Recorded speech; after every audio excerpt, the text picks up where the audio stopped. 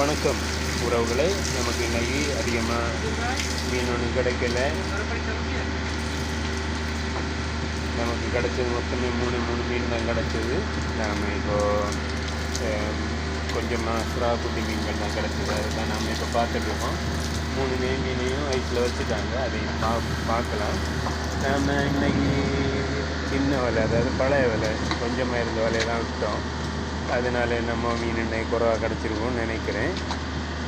Okay, இருந்தாலும் பரவாயில்லை. நம்ம புதிய வலை நேற்று அத்து போயிடுச்சு. நாம் அதை கிளியர் பண்ணதுக்காக அந்த வலை விடலை.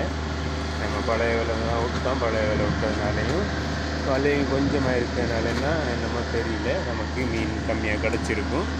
நாம் அப்புறமா அந்த மீனை நாம் ஐஸில் போட்டாங்க. பார்க்கலாம்.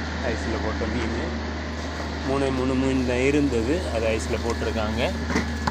பாருங்கள் உறவுகளை, மூணு மீன் தான் இருந்தது. இப்போ ஐஸ் எல்லாம் கிண்டானா மீன்களோட முள்ளு குக்கும். அதனால் நாம் ஐஸ் எல்லாம் கிண்டி பார்க்க வேண்டாம். இப்படியே பாருங்கள் உறவுகளை, பெருசாக மீன் ஒன்றும் இல்லை. மூணு மீன் தான் கிடச்சிது. அதுக்கு கூட நம்ம சின்ன மீன்களை கூட அதையும் ஐஸ் போட்டு வச்சுட்டாங்க.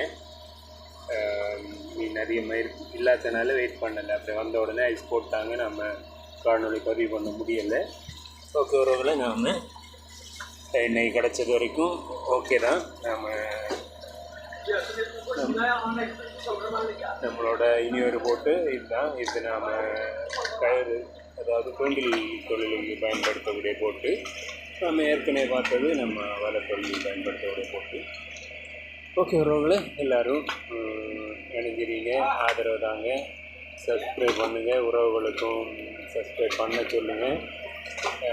இணைந்திருக்கும் உறவுகள் அனைவருக்கும் நன்றி, வாழ்த்துக்கள் உறவுகளை.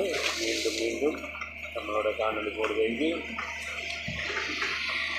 ஆதரவு தாருங்க உறவுகளை. ஓகே உறவுகளை, பாய்.